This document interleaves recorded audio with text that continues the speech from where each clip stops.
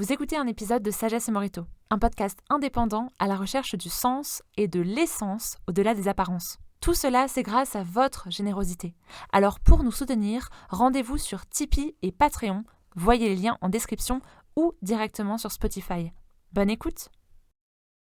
Nous sommes façonnés par nos habitudes qui finissent parfois par devenir des addictions. Dans cet épisode, on revient sur l'épisode de la saison 2 sur la pornographie et on élargit la réflexion avec l'idée plus large de l'addiction, même à des choses parfois quotidiennes.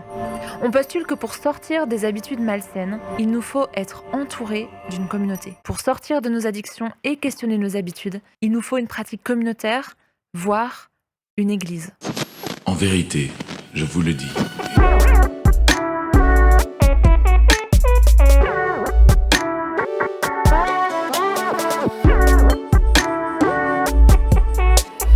It is like a finger pointing away to the moon. Bonjour, bienvenue dans ce nouvel épisode de Sagesse et Morito. Salut Christelle à ma droite. Salut Léa, salut tout le monde. Salut JC à ma gauche. Salut Léa. Et on est super content d'être avec vous, les auditeurs, pour un nouvel épisode. Si vous aimez notre podcast, merci de penser à vous abonner et puis à aimer, partager autour de vous. Ça nous aide vraiment beaucoup. Aujourd'hui, dans cet épisode, on parle d'addiction. Alors attention, on n'est pas du tout des experts sur la question de l'addiction. Des aides existent, en particulier pour les formes graves. Ce qu'on veut plutôt souligner dans cet épisode, c'est que justement, il n'y a aucune honte à aller chercher de l'aide. Dans cette conversation, on aimerait aussi souligner qu'il y a en fait une dimension existentielle à l'addiction. Et que pour s'en sortir, il faut poser des questions, chercher à vivre ça en communauté, à chercher de l'aide à l'extérieur. Et de fait, on a tous les trois une expérience personnelle de la vie communautaire qui apparaît en fait souvent comme une solution au problème. Mais qu'est-ce que l'addiction ? On va se tourner vers Christelle pour l'instant définition. Alors auparavant, on se moquait gentiment de celles et ceux qui ne pouvaient pas s'empêcher de dévorer une tablette de chocolat. Je ne vise personne, n'est-ce pas Léa ? Aujourd'hui, la donne a changé parce qu'on parle de réseaux sociaux, de jeux vidéo, de contenu porno. Les addictions, les nouvelles addictions, elles sont un peu partout. Et là, ça devient un petit peu plus sérieux. Mais est-ce que vous saviez qu'officiellement, l'addiction est considérée comme un trouble psychiatrique? Les standards internationaux en médecine la définissent à la base comme un mode inadapté de consommation de substances psychoactives comme la cocaïne, l'ecstasy, l'alcool, le cannabis ou le café. Alors pourquoi inadapté ? Parce que ces comportements impliquent une souffrance psychologique et des répercussions importantes dans la vie quotidienne. Du coup, on devient malade parce qu'on se rend dépendant de substances qu'on consomme. Sauf que il y a des limites à la description que je viens de faire. Parce que ces standards internationaux sont très sérieusement remis en cause. Et la science de l'addiction se rapproche de plus en plus de l'expérience qu'on en a dans la vie courante, c'est-à-dire un trouble du comportement et non pas simplement une maladie qui nous rend accros. C'est tout particulièrement ce que Mark Lewis, un neuroscientifique spécialisé dans le développement du cerveau en lien avec le reste de la personne et de ses comportements, a pu affirmer. Il a développé cet argument il y a une dizaine d'années, puis il l'a popularisé dans son ouvrage « La biologie du désir ». L'addiction, ce n'est pas juste une forme de maladie, mais un schéma comportemental qui implique notre cerveau, mais aussi le reste de notre être. Et pour en sortir, il ne suffit pas juste un traitement pour être guéri de sa maladie, mais la clé se trouve nécessairement dans notre volonté aussi, dans notre motivation, dans notre désir de changer, dans notre vision de nous-mêmes et dans notre vision du monde. Waouh, merci Christelle. Alors, j'aurais posé une question, parce qu'il faut quand même un petit instant vérité. Léa, dis-moi, à quoi est-ce que tu es accro ? Quelles seraient tes vilaines petites manies ? Je crois avoir une dépendance assez élevée au café, que j'essaye de réguler justement. Je pense aussi avoir été très dépendante du sucre et notamment de l'effet réconfort immédiat du sucre, genre quand je suis triste. Après, je pense que je suis aussi assez accro d'une certaine manière au travail. La meilleure manière de le dire, c'est que j'ai un rapport assez malsain au travail, je pense. Ok. Merci pour ton honnêteté, ta franchise. Mais en fait, tu aides à faire le lien entre quelque chose qui est En surface, on pourrait dire, ouais, Léa, c'est vraiment une fille qui aime bien travailler, elle a ses petites manies, c'est d'aller au boulot et d'être super sérieuse avec son boulot, etc. Mais on voit en fait qu'il peut y avoir un lien entre des choses qui peuvent paraître anodines ou légères et que derrière, il peut y avoir des choses un petit peu plus sérieuses que ça. Mhm, mhm. Mais bon, j'y sais, je vais pas te laisser tranquille. Il pensait qu'il allait. Je pense que je suis techniquement dépendant au café. Ça, je pense que c'est l'addiction la plus, comment dire, la plus partagée en Occident. On la tolère, on la considère pas comme une addiction formelle, mais dans les faits, je sais pas si vous avez déjà essayé Ouais. d'arrêter le café. Hmm. Je l'ai fait de temps en temps, là, mais les premiers 3-4 jours, tu es vraiment en sevrage. Tu as des réactions physiologiques à la séparation du café. Bah, c'était dans la liste des substances psychoactives que je C'est mentionnais tout à l'heure. une substance psychoactive Ouais. que tu as besoin, mais je pense qu'on la considère pas comme une addiction parce que tu réorientes pas ta vie nécessairement autour du café. Quoique, quand je me lève le matin, c'est probablement la première. Ça donne un sens à ma vie, hein. Ça donne un sens à ma matinée de dire, OK, comment je vais trouver un café ce matin? Ouais, mais tu mets le doigt sur quelque chose d'autre parce que là, en fait, c'est pas tellement considéré comme une addiction parce que c'est notre vie collective, en fait, Ouais. elle est organisée autour de ça. Ouais. Pause café, machine à café sur le lieu de travail. Ouais. Ça fait partie, ou pas de petit déjeuner sans café pour beaucoup de personnes. Donc, c'est le signe qu'il peut y avoir comme ça et des frontières qui sont troubles Ouais. entre un comportement qui peut être perçu comme étant banal, mais quelque chose qui peut être addictif et en fait qui est organisé, qui rentre dans notre vie sociale, notre vie Il y a collective. plein d'addictions qui sont en fait tolérées et pas vues Ouais. comme des addictions.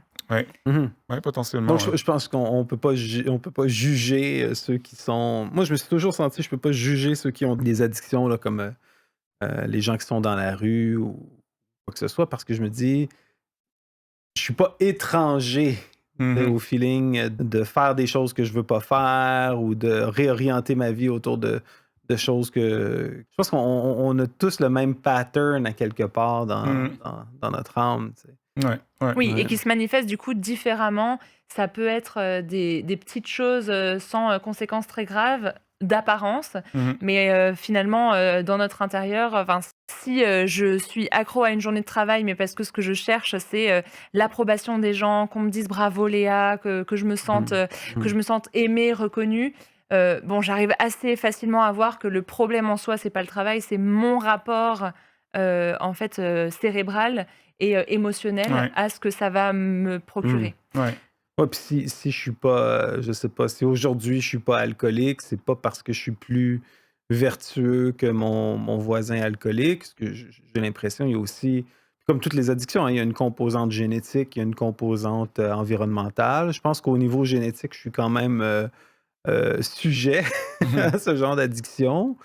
Au niveau environnemental, par contre, j'ai un bon environnement, j'ai une famille qui m'aime, qui me soutient, mais je peux facilement imaginer que ça me prendrait un ou deux événements difficiles, puis un environnement différent, puis je pourrais aisément me voir sombrer dans l'alcoolisme. Mhm. Et Mm. juste avant, on essayait du coup de définir l'addiction. Tu nous as sorti des définitions officielles.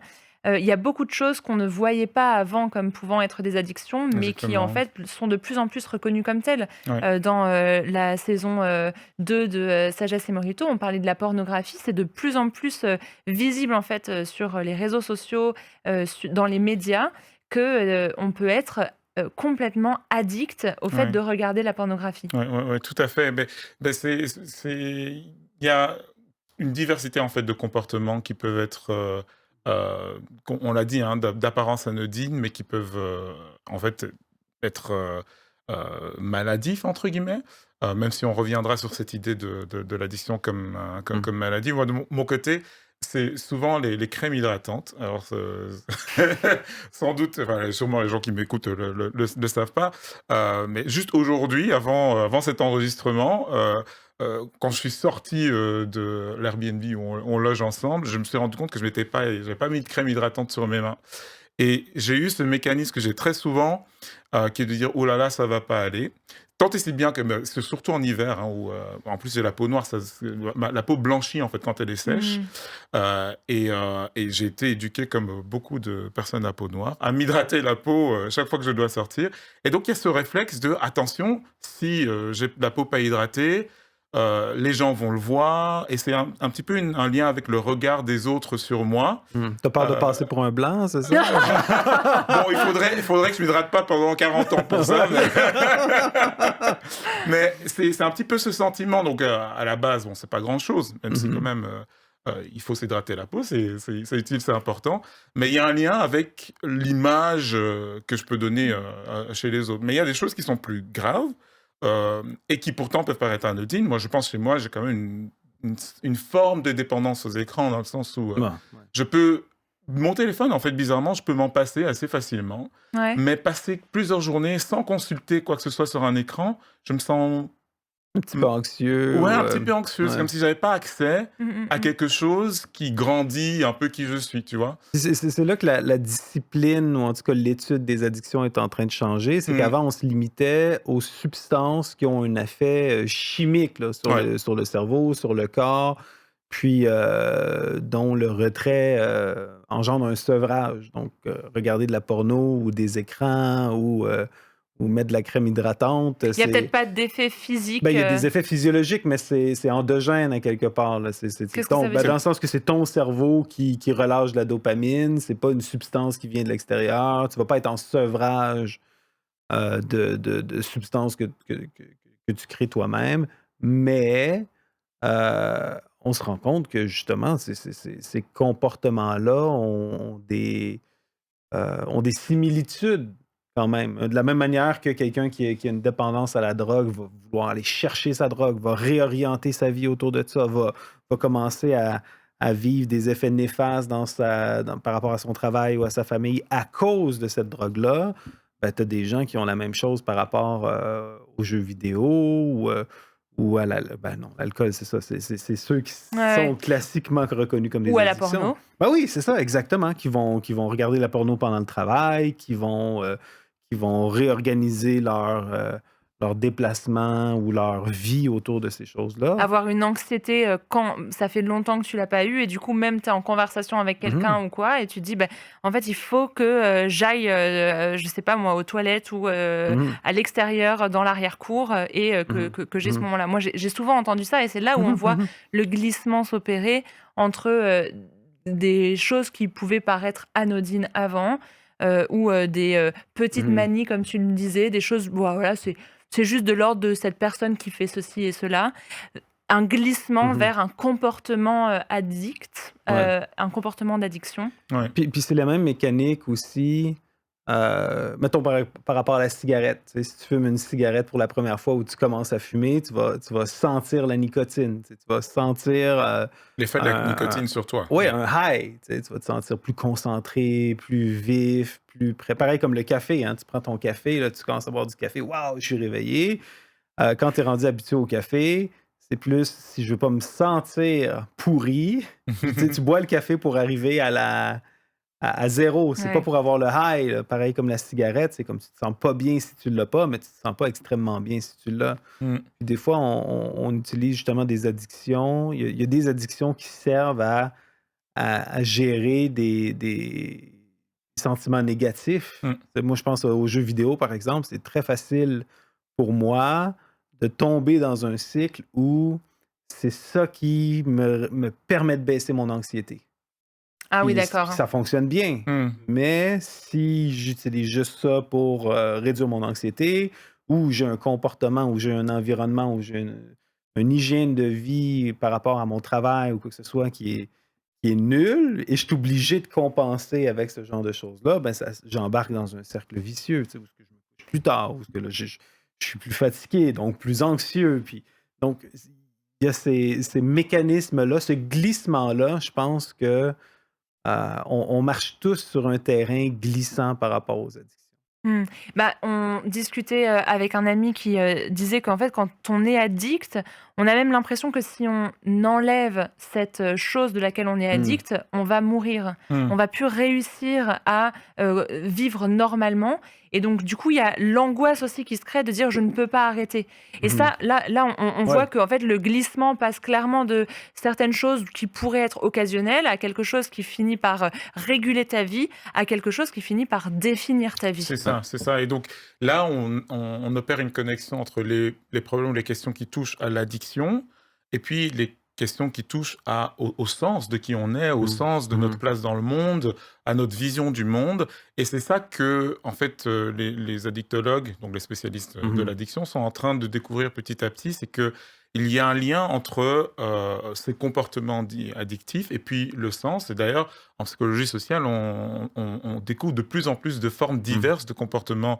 addictifs ou de comportements problématiques qui touchent au sens. Et le fait de réfléchir à la crise de sens dans laquelle on est permet en fait de déceler d'autres comportements qui vont au-delà de la consommation d'alcool, de cocaïne, de cannabis, de café et de choses de ce genre. C'est-à-dire que une des perspectives qu'on peut avoir là-dessus, c'est que le- ce qui se passe dans ton corps, mais ta vie émotionnelle, ta vie mentale, tout ça, c'est lié Mmh. ensemble. Mmh. Ça, il y a un concept spirituel qui parle de toi qui tu es, avec l'entièreté de qui tu es, toi-même, toi au fond de Mmh. toi-même, c'est le mot âme. Mmh. Et le mot Mmh. âme, qui est un mot bien sûr qui est utilisé dans la religion, il parle de qui tu es. C'est pas une sorte de substance invisible qui s'envole une fois qu'on meurt, non. Au sens Mmh. biblique du terme, en fait, L'essence de qui tu c'est es. l'essence de qui tu es. Et l'essence de qui tu es, c'est pas juste ton corps. C'est pas juste les signaux électriques ou chimiques qu'il y a dans ton cerveau et dans le reste de ton corps. C'est aussi comment tu te vois toi-même, comment tu vois ta dignité, comment tu vois tes objectifs, comment tu te vois toi-même dans l'univers, en relation avec les autres, etc. Et l'addiction, elle a pour effet que ton univers, il se rétrécit. C'est comme dans une pièce Mmh. qui se rétrécit. Ouais. Donc, est-ce que tu es en train de dire qu'une des manières, que, les spécialistes de l'addiction, postulent comme une solution, face aux addictions, ce serait de reprendre conscience de, justement, son identité, sa place dans l'univers et cetera, au-delà de l'addiction? C'est-à-dire de déplacer le curseur, peut-être justement en étant, entouré par des personnes qui te t'aident à te voir toi-même, sous une lumière plus juste, qui t'aident aussi à finalement petit à petit changer tes habitudes, les Ouais. réorienter dans une vision du monde plus Ouais, large? tout ça, c'est diverses choses. Ce que tu viens de mentionner, c'est une liste de diverses choses. On pourrait résumer ça en lien avec ce que je disais tout à l'heure, de chercher à élargir son univers, Mmh. élargir la pièce dans laquelle on est et sortir d'une mécanique où non seulement ces comportements, mais ce à quoi ils sont rattachés plus à l'intérieur de nous, ne définissent plus notre univers, ne deviennent pas plus le centre de notre façon de voir le Oui, monde. mais comment est-ce que tu dis ça à une personne qui est en prise avec son addiction et qui souffre de ça? Parce que Ouais. ça fait un petit peu, abstrait, théorique, et si c'est juste une histoire de vision du monde, ça veut dire quoi? Plus de philosophie, plus de, spiritualité et puis, pof, c'est bon, c'est réglé? Il y a un moyen simple que j'ai pu connaître, moi, par le passé, et que je continue de connaître. C'est une pratique très ancienne qui est connue dans la foi chrétienne notamment, qui est celle de la confession. Et la confession, alors quand on dit confession, souvent on a l'image du confessionnal dans une église catholique. Bien sûr, ça c'est de la confession. Mais au sens plus basique du terme, confesser, c'est affirmer la réalité à propos de qui on est et du monde qui nous entoure. Et la sagesse biblique établit ce lien qui est mystérieux, mais qui est puissant et qui est efficace au sens littéral du terme, qui joue un rôle entre le fait de reconnaître la vérité sur soi, c'est-à-dire le dire, entouré de personnes, et dire, voilà, j'ai constaté que euh, je clique trop souvent et puis malgré moi sur des liens vers des sites porno et j'arrive pas trop à m'en sortir, c'est plus fort que moi. Juste affirmer ça, ça, ça, ça joue un rôle dans la guérison, en fait. Et dans la foi chrétienne, il y a ce lien qui est établi entre le fait de proclamer la vérité, de vivre la vérité, et le fait d'être libre, le fait d'être guéri. Est-ce que c'est pour ça que dans le programme des alcooliques anonymes, généralement, une rencontre va commencer en disant son prénom et en disant je suis malade alcoolique. Ça, dans un cadre communautaire. Est-ce que c'est un petit peu le principe là? On se rend compte que la dimension communautaire au traitement est importante parce qu'à quelque part, le sens, c'est pas quelque chose qu'on fait tout seul, c'est quelque chose qu'on vit presque tout le temps en communauté. Le fait de donner du sens? De donner du sens à la vie. Puis, dans cette saison-ci, par exemple, on parle continuellement de la question du sens, puis on revient tout le temps à la question de l'arché et du télos, donc le commencement, puis la finalité, donc qui est-ce qu'on est dans notre À origine, la puis base, où est-ce qu'on se dirige. Puis les gens qui travaillent avec justement des dépendants, des addicts, là, des travailleurs de rue, par exemple, ou même des gens qui ont des membres de la famille qui vivent avec des dépendances comme ça, constatent que quand quelqu'un qui a besoin d'héroïne dans sa journée, sa vie est orientée autour de ça. Une personne qui cherche de la drogue, c'est comme, même si elle va arriver, puis elle va te parler d'une chose ou d'une autre, tu sais que derrière les apparences, derrière la flatterie, derrière l'attitude amicale, elle a un seul objectif, puis c'est de trouver les moyens d'aller chercher sa prochaine dose. Puis à quelque part, on est tous un petit peu comme ça, dans le sens que on a un état initial, on a un objectif, puis on a un sens. C'est juste que la drogue ou la substance dans la vie de cette personne-là a pris toute la place. Donc ce que tu disais, le mal de l'orientation, c'est avoir de la peine en tant qu'être humain à s'orienter là où il faut. C'est ça. Et que la drogue vient, l'addiction en général, pardon, vient encore plus désorienter cette C'est orientation. presque comme, il y a une image spirituelle aussi d'être possédé. Hein? Puis souvent, je suis pas en train de dire que les dépendants sont possédés par le démon, mais il y a quand même cette Mais image-là dépossédé de soi-même. dépossédé de soi-même, Voilà, de perdre le contrôle sur qui on est, puis Mhm. d'être asservi. Encore une fois, il y a certaines substances qui sont complètement inutiles. Ben, ils sont utiles parce qu'ils aident la personne à gérer son anxiété. C'est une substance qui est tellement addictive que c'est mauvais. Dans la Bible, il y a cette image-là tout m'est permis, mais tout m'est pas utile, tout m'est permis, mais je me laisserai asservir par rien. Il y a vraiment cette conscience-là que l'utile peut facilement devenir un maître. Puis, pour revenir à la question communautaire que tu posais, c'est que une des manières de se réorienter, c'est de le faire à travers une communauté. Maintenant, je veux dire, le faire à travers une communauté n'exclut pas une intervention médicale. Aujourd'hui, par exemple, il y a des médicaments qu'on peut donner qui vont dérailler un petit peu le mécanisme de renforcement comportemental. Des médicaments, par exemple, les gens vont prendre ça une fois par jour ou avant de boire de l'alcool, puis le côté comme euphorique de l'alcool, va pas paraître. Il y a comme donc ça va enlever l'effet souhaité par l'addiction C'est et donc ça. avec l'objectif de la réduire. Ça va ou de bloquer des l'arrêter. récepteurs dans le cerveau qui, eux, servent à renforcer le comportement et l'addiction. Et donc, quand on parle de communauté, encore une fois, ça ne veut pas dire cherchez pas de traitement médical ou de suivi, mais la communauté, après ça, va aider à imprimer d'autres objectifs.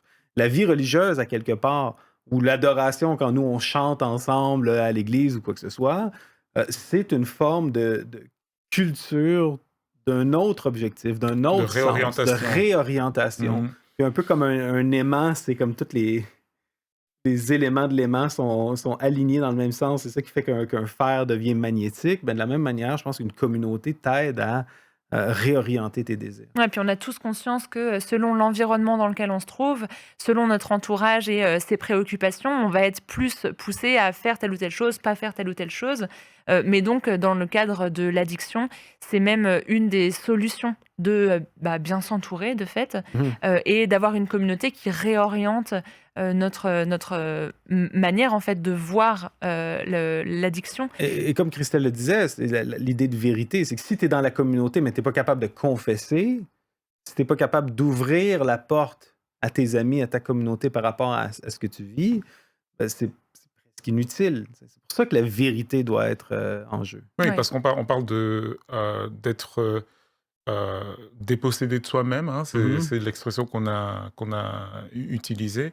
C'est difficile dans ce genre de situation de se dire je vais m'arranger tout seul pour me reposséder moi-même, Mhm. tu vois. Si je suis déjà dépossédé de moi-même, ben les moyens me manquent en fait pour me ressaisir et pour remonter sur mon cheval quelque part. Et ça, on dit souvent à la première étape, c'est de reconnaître son addiction. Oui, il faut le reconnaître, et bien, il faut aussi reconnaître qu'on n'a pas trop les moyens de s'en sortir, en tout cas pas tout seul. Mmh. Donc dans les quelques solutions, que, on arrive à glaner, au fil des conversations, il y a le fait de demander de l'aide, médicale, si nécessaire, ou psychologique.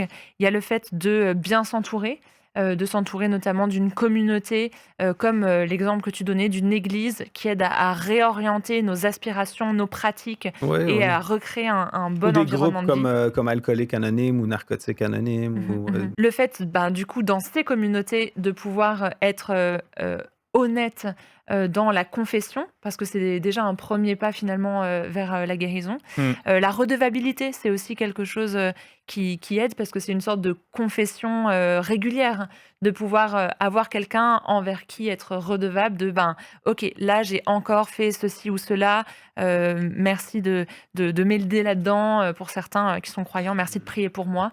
Ces différentes choses-là. Oui, la redevabilité, c'est donner à d'autres personnes l'autorisation de poser des questions, enfin, en fait, poser des questions qui dérangent. Mmh mh, C'est-à-dire, mmh. voilà, je me suis ouvert devant vous et je vous donne l'autorisation dans nos conversations futures de me demander où j'en suis.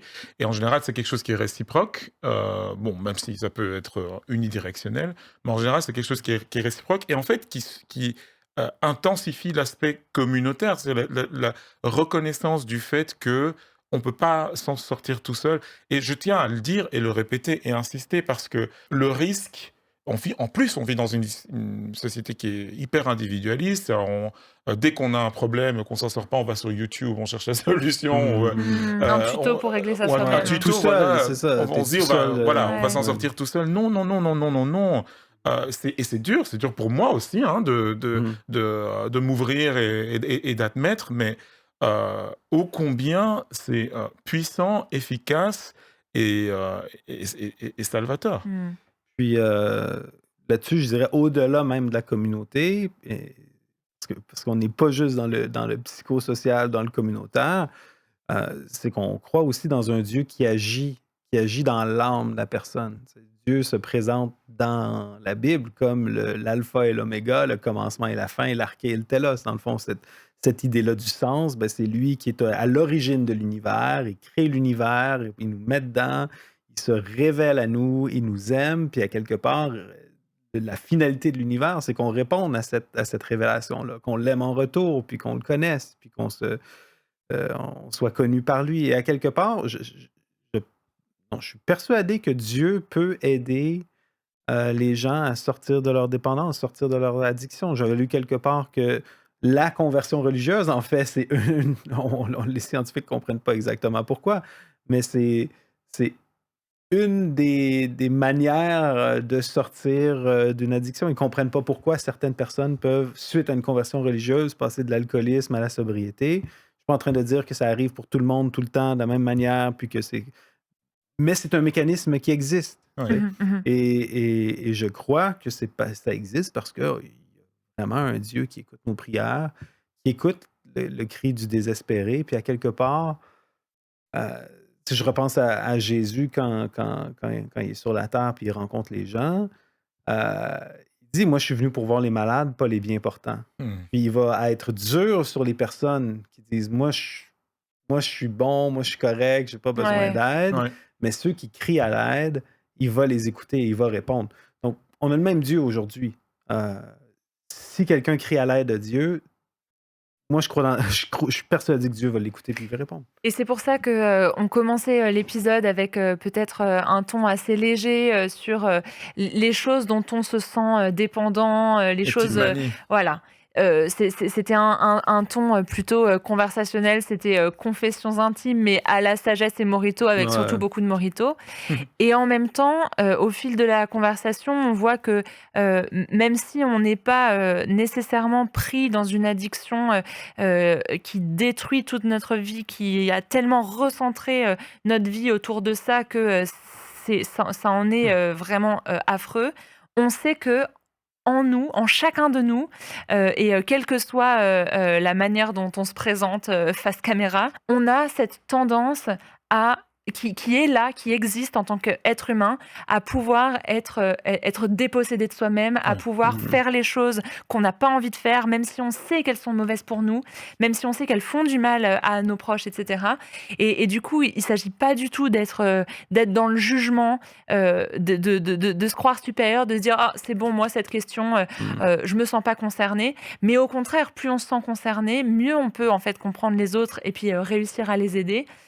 Et puis moins on diabolise le truc, Ouais. plus on peut justement faire corps, faire communauté tous ensemble, Ouais. Mhm. en essayant de s'en sortir et de sortir de ces addictions. Oui, et c'est important de redire ce que tu viens de dire aussi que l'addiction, même si ça peut commencer, et justement parce que ça peut commencer par des choses qui semblent légères, triviales, innocentes, peut mener loin, peut mener très loin, peut nous amener à faire des choses très graves, en fait, hein, qu'on regrette et qu'on peut regretter amèrement jusqu'au bout de sa vie. Donc il faut vraiment faire attention. Très attention, ne pas trop avoir foi en soi-même. Ouais, c'est ça. Et ça nous rappelle aussi, bon, voilà, moi, je pars en tant que chrétien, je réalise que euh, recevoir une révélation de quelle est la vérité à propos de qui je suis, à propos de qui Dieu est, et de réorienter ma vie autour de ce Dieu-là, me force, si je le fais avec honnêteté, si je le fais avec ardeur, voilà, c'est pas 100% du temps, mais quand même, l'intention est là, me force à me voir, moi, sous un autre regard. Et je sais, personnellement, que si j'avais pas ce soleil au centre de mon système solaire, Mhm. je chercherais à m'en sortir par d'autres moyens. Et je suis à peu près sûr à 100% que j'aurais pu foirer ma vie plus d'une fois en cherchant simplement à m'en sortir par mes propres moyens. Euh, une chose simple que moi j'ai faite et qui m'a énormément aidé, non pas spécifiquement par rapport à l'addiction, mais simplement pour trouver du sens dans ma vie, c'est d'ouvrir un de ces 4 livres qu'on appelle les Évangiles, qui est une des biographies de la vie de Jésus, et de redécouvrir ce Jésus qui se présente comme le Sauveur, qui demande aux gens de le suivre, et donc qui demande aux gens d'orienter leur vie par rapport à lui. Et de le prendre au sérieux. Et de laisser derrière ce qui orientait leur vie. Ouais, exactement. Que ce soit bon ou mauvais, hein. C'est comme quitte ta famille puis suis-moi. C'est là. ça. Quitte tes richesses et suis-moi. Ouais. Et une fois qu'on le prend au sérieux, on commence à réfléchir à ce qu'il veut dire, aux implications de ce qu'il veut dire, et s'il est vraiment celui qu'il est, est-ce qu'il va agir comme il le promet? Une question du coup qu'on laisse en suspens pour pouvoir chacun y répondre pour nos propres vies et puis pour vous, chers auditeurs et auditrices qui nous écoutez. N'hésitez pas à réagir à tout ce qu'on a pu dire de bien ou de maladroit. Merci en tout cas pour cette communauté d'auditeurs que vous formez pour Sagesse et Morito. Dans cet épisode, on a parlé des addictions et puis de la communauté, notamment la pratique communautaire d'église, dans ce qu'elle peut avoir de tellement puissant pour nous aider à sortir des mauvaises petites habitudes ou des grosses addictions. En tout cas, c'est un sujet qui reste ouvert, mais on vous invite à poursuivre la question avec nous et à bientôt pour un prochain épisode. It is like a finger pointing away to the moon. On vous invite à nous rejoindre sur YouTube et toutes les applis de podcast. Vous pouvez activer la petite cloche. On a un épisode qui sort le dimanche toutes les 2 semaines. On vous attend nombreux pour aussi réagir à ce qu'on aura dit, nous faire part de vos commentaires. On vous dit donc à bientôt pour cette saison de Sagesse et Morito. Youhou! Yes!